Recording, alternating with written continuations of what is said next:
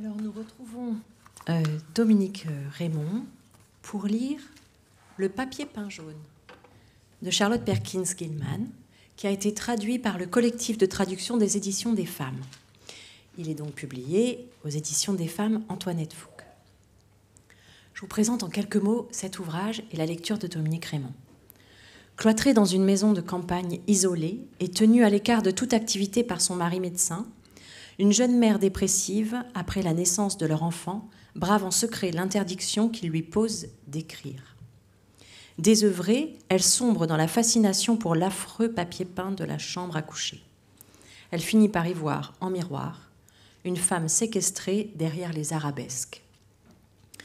L'autrice de ce court texte, publié en 1892 aux États-Unis, est Charlotte Perkins Gilman, qui est née en 1860 et morte en 1935. Elle est la plus célèbre intellectuelle féministe américaine au tournant du 19e et du 20e. Elle est née à Hartford, dans le Connecticut. Elle a connu une enfance difficile. Le papier peint jaune suit une période de crise après son premier mariage et la naissance de sa fille. Écrivaine d'une prolixité étonnante, elle a publié un très grand nombre de romans, nouvelles, poèmes, essais et articles, sans jamais cesser de militer à travers les États-Unis et l'Europe pour le socialisme et le droit des femmes. Dominique Raymond, elle, monte sur scène à 10 ans, dans la maison de Bernarda Alba, mise en scène par Germaine Montero à la Comédie de Genève. Elle étudie le théâtre au Conservatoire de Genève, avant de rejoindre à Paris le Théâtre national de Chaillot. Élève d'Antoine Vitez, elle joue sous sa direction dans de nombreuses pièces. Grande actrice de théâtre, Dominique Raymond travaille entre autres avec Klaus Michael Gruber, Bernard Sobel, Jacques Lassalle et bien d'autres. Elle apparaît au cinéma durant les années 80. Mais c'est le film « Y aura-t-il de la neige à Noël » de Sandrine Vessé en 1996 qui l'a fait connaître du grand public. Elle y campe avec délicatesse, une mère courage inoubliable, rôle qui lui vaut le prix d'interprétation au Festival du film de Paris. Depuis, elle mène avec brio une carrière au théâtre et au cinéma. On la découvre en 2023, également artiste plasticienne. Après Aucun de nous ne reviendra de Charlotte Delbo, Le papier peint jaune est le deuxième texte que Dominique Raymond lit pour la Bibliothèque des Voix. À vous, Dominique. Merci.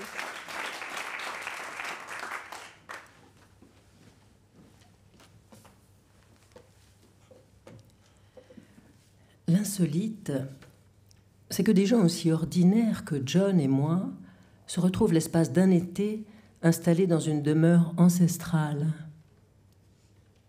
Une construction de style colonial, léguée de génération en génération. Je dirais volontiers une maison hantée pour me réserver de sublimes exaltations, mais ce serait trop demander du destin. Je soutiens en tout cas que l'atmosphère de cette maison n'est pas sans étrangeté.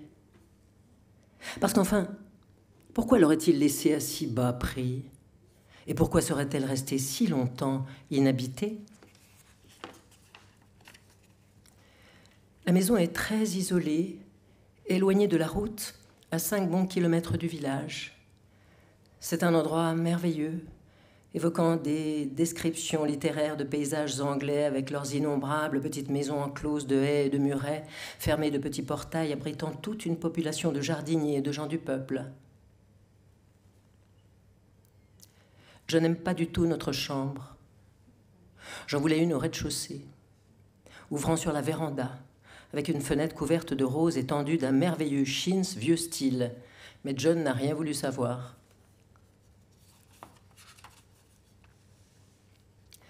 La peinture et le papier peint ont l'air d'avoir subi les assauts d'une horde d'écoliers.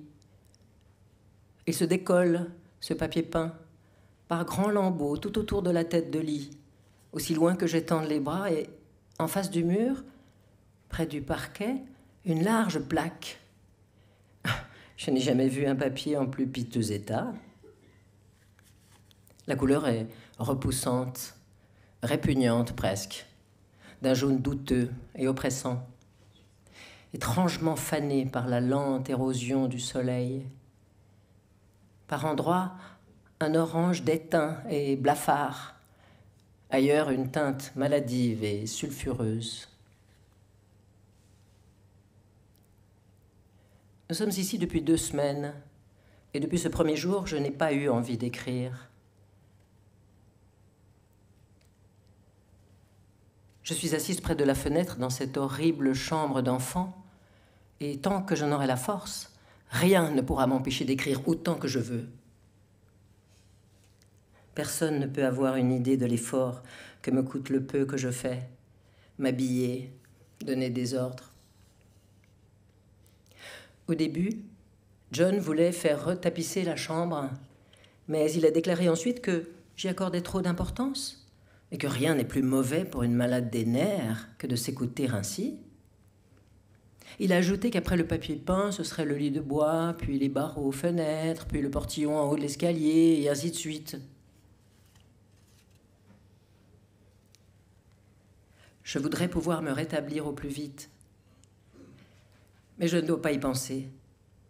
Ce papier peint m'a tout l'air de savoir la maligne influence qu'il exerce sur moi.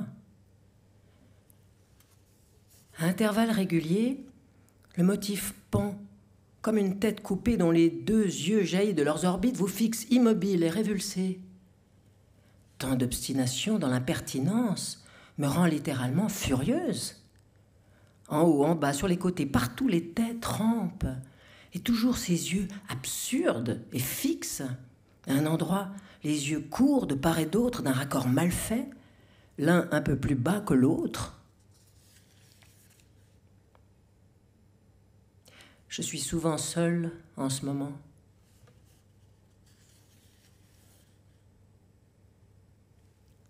Il y a des choses dans ce papier peint que personne ne connaît, excepté moi, et que personne ne connaîtra jamais. Les formes vagues se précisent de jour en jour derrière le motif. C'est toujours la même silhouette, indéfiniment répétée. On croit voir une femme accroupie et qui rampe au-delà du dessin. Je n'aime pas ça. Je me demande, je voudrais que John m'emmène loin d'ici. C'est tellement difficile de parler avec John de mon cas, et le même temps, j'ai pourtant essayé la nuit dernière. C'était une nuit de lune, elle éclairait toute la pièce comme un soleil. Parfois je la hais, elle glisse si lentement, elle s'insinue d'une fenêtre à l'autre. John dormait, je n'aurais pas supporté de le réveiller. Aussi suis-je restée immobile, à regarder s'étirer cette clarté ondoyant sur le papier peint, jusqu'à en avoir la chair de poule. La pâle silhouette semblait secouer le motif, comme pour s'en échapper. Je me suis levée sans bruit pour toucher le papier et voir s'il bougeait vraiment. Quand je me suis recouchée, John était réveillé. « Qu'y a-t-il, ma petite fille » a-t-il demandé. « Tu vas prendre froid à te promener ainsi ?» J'ai pensé que c'était le moment propice pour lui parler. Je lui ai dit que mon état était loin de s'améliorer et que je souhaitais qu'il m'emmenât loin d'ici. « Mais ma chérie, la location prend fin dans 3 semaines et je ne vois pas comment nous pourrions partir avant. Chez nous, les travaux ne sont pas terminés. Il m'est tout à fait impossible de quitter la ville actuellement. Bien sûr, si tu courais quelques dangers, je n'hésiterais pas un instant. Mais tu vas vraiment mieux, ma chérie, que tu le saches ou non. Je suis médecin, je m'y connais. Tu prends du poids, des couleurs, tu as meilleur appétit et je ne me fais plus beaucoup de soucis à ton sujet. » Non, je n'ai pas grossi d'1 gramme. Ai-je répondu. J'aurais même plutôt maigri. « Ah, petit cœur adoré, m'a-t-il dit en m'étouffant d'un baiser. Mais il sera malade, autant qu'il voudra. Mais en attendant, essayons de dormir. Nous en reparlerons demain matin. » Je n'ai donc plus rien dit, et nous nous sommes rendormis. Il a cru que je m'étais rendormie la première, mais non, je ne dormais pas. Je suis restée éveillée pendant des heures, cherchant à savoir si les 2 motifs bougeaient ensemble ou séparément. À la lumière du jour, ce genre de motif montre une telle incohérence, il constitue un tel défi aux lois qu'un esprit normal ne peut que s'en irriter. La couleur en est hideuse, sournoisement incertaine, irritante sans nul doute, mais le motif même est une véritable torture. Vous pensez le tenir, mais quand vous êtes sur le point d'en maîtriser le dessin, il fait une culbute et vous plante là, il vous gifle en plein visage, vous renverse, vous piétine comme un mauvais rêve. Le dessin superficiel est une sorte d'arabesque surchargée qui évoque un monstrueux champignon. Essayez d'imaginer un champignon vénéneux, une interminable file de champignons vénéneux qui éclatent et prolifèrent en d'infinies circonvolutions. Eh bien, c'est quelque chose comme ça. Ce papier peint a une qualité singulière, une caractéristique que nul autre que moi ne semble avoir remarquée. Ce sont les mutations qu'en change la lumière. À l'heure où viennent donner les premiers rayons du soleil levant, je ne manque jamais d'observer ce long et premier ray. Les métamorphoses se font si fugitives que je n'en crois pas mes yeux. C'est pourquoi je le surveille, toujours. Par les nuits où la lune ne laisse aucun répit dans la chambre, je jurerais que ce n'est pas le même papier peint. Le soir tombé, le motif s'altère avec la lumière.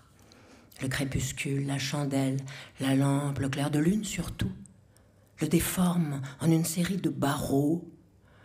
Le motif superficiel, je veux dire, la silhouette féminine se distingue alors parfaitement. Pendant longtemps, je n'ai pas compris ce qu'était cette forme dérobée derrière le motif, mais maintenant j'en suis certaine que c'est une femme. À la lumière du jour, elle est calme, immobile, j'imagine que c'est le motif qui la bride. C'est si troublant. Je m'y absorbe pendant des heures. Je reste tellement souvent allongée en ce moment. John dit que rien ne peut me faire plus de bien que de dormir ainsi. La vérité, c'est que je commence à avoir un peu peur de John. Il semble si bizarre par moments. Une idée parfois me traverse, tout comme une hypothèse scientifique. Mais c'est peut-être le papier peint. Je l'ai observé à son insu. Je suis entrée à l'improviste dans la chambre sous un prétexte futile et je l'ai surpris plusieurs fois en train de regarder le papier peint jaune.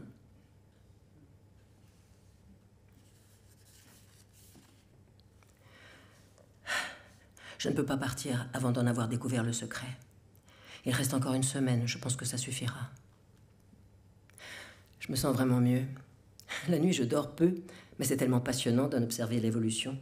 Et le jour, je dors à satiété. Tout fait question et fatigue dans la journée.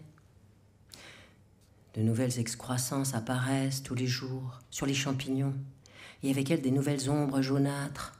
Je ne réussis pas à en tenir le compte, même lorsque je m'y emploie méthodiquement. Il est d'un jaune des plus étranges, ce papier peint. Il m'évoque toutes les choses jaunes que j'ai vues dans ma vie. Pas le jaune d'or des renoncules, hein, non, mais ces vilains jaunes, vieux et sales.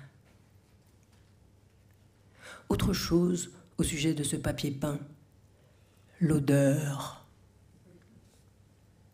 Je l'ai senti la première fois que je suis entrée dans cette chambre. L'air et le soleil ne la rendaient alors pas aussi désagréable.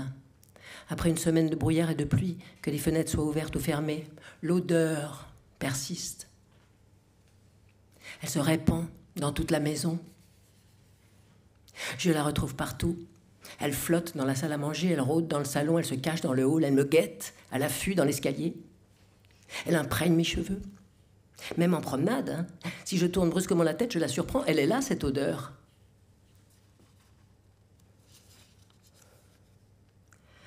À présent, j'y suis habituée. La seule chose qui me vienne à l'esprit, c'est qu'elle ressemble à la couleur du papier peint. Oui, c'est une odeur jaune. J'ai enfin découvert quelque chose. À force d'observer les mutations hallucinantes du papier peint, j'ai enfin trouvé. Le motif superficiel bouge. Rien d'étonnant, c'est la femme derrière qui le secoue. Parfois, je me dis que ce sont des multitudes, qu'elles sont des multitudes, parfois qu'elle est seule. Elle fait le tour en rampant à une vitesse folle, ébranlant chaque motif. Elle s'immobilise dans les zones de lumière et dans les zones d'ombre. Elle s'agrippe aux barreaux qu'elle secoue avec violence. Sans fin, elle tente de sortir. Impossible d'échapper à ce dessin. Il se serre à la gorge. 1000 têtes étranglées, renversées, yeux révulsés, qu'on les cache ou alors qu'on les décapite, ce serait un moindre mal. J'ai toute raison de croire que cette femme s'échappe pendant la journée. De vous à moi, j'en ai la certitude parce que je l'ai vue. C'est la même femme, je le sais, parce qu'elle rampe. La plupart des femmes ne rampent pas dans la journée. Je la vois là rampant dans la longue allée sous les arbres. Elle se cache dans les haies de ronces quand passe une voiture. Je ne la blâme pas le moins du monde. Ce doit être très humiliant d'être surprise à ramper en plein jour. Je ferme toujours la porte à clé avant de me mettre à ramper dans la journée. La nuit, il n'en est pas question. John se douterait immédiatement de quelque chose. John est devenu si bizarre que je veille à ne pas l'irriter. Je voudrais tant qu'il aille dormir dans une autre chambre. Et puis je ne veux que personne d'autre que moi ne permette à cette femme de s'échapper la nuit. Je l'ai aperçue parfois en pleine campagne ramper à vive allure comme l'ombre d'un nuage chassé par la bourrasque. Si seulement ce motif superficiel pouvait se détacher de celui du dessous. Je compte y employer toute ma patience. J'ai fait une autre découverte amusante. Mais cette fois, je n'en dirai rien. Il n'est pas bon de se montrer trop confiant. Il me reste encore 2 jours pour en finir avec ce papier. Je crois que John commence à se douter de quelque chose, parce que je n'aime pas sa façon de me regarder. Comme s'il ne m'était pas transparent. De toute façon, son attitude n'a rien de surprenant. Voilà 3 mois qu'il dort avec ce papier peint. Enfin, c'est le dernier jour. Mais c'est suffisant. La nuit, la clarté de la lune avait à peine pénétré dans la chambre que cette pauvre créature commençait à ramper et à secouer ses grilles. Je me suis levé et je me suis précipité vers elle pour l'aider. Je tirais, elle secouait, je secouais, elle tirait. Et au matin, nous avons arraché des mètres et des mètres et des mètres de papier peint aussi haut que nous pouvions atteindre à une surface qui couvrait la moitié de la pièce. Quand se leva le soleil et que cet odieux motif se mit à rire de moi, je décidai que j'en finirais aujourd'hui même. Nous partons demain. Ils sont en train de redescendre tous les meubles pour laisser la maison comme nous l'avons trouvée. Mais je suis là, moi, vivante. Personne ne touchera à ce papier peint. À présent, les domestiques sont sortis. Les meubles ont été retirés, il ne reste rien sinon ce grand lit rivé au plancher avec son matelas de toile. J'aime bien la chambre maintenant, à la retrouver nue. Mais je dois me mettre au travail. J'ai fermé la porte à clé, et j'ai laissé la clé par la fenêtre, et j'ai jeté la clé par la fenêtre devant la maison. Je ne veux pas sortir, je ne veux pas que quelqu'un entre avant le retour de John. Je veux le surprendre.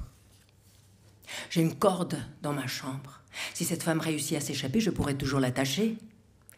Mais j'avais oublié que je n'atteindrais pas le haut du mur sans rien pour me hausser. Et ce lit qui ne veut pas bouger. J'ai essayé de le pousser, de le soulever jusqu'à être meurtri. J'étais dans une telle rage que j'en ai arraché un petit morceau. Mais je me suis fait mal aux dents. Alors j'ai épluché le mur jusqu'où je pouvais atteindre, dressé sur la pointe des pieds. Ce papier est véritablement soudé au mur et le motif s'en réjouit.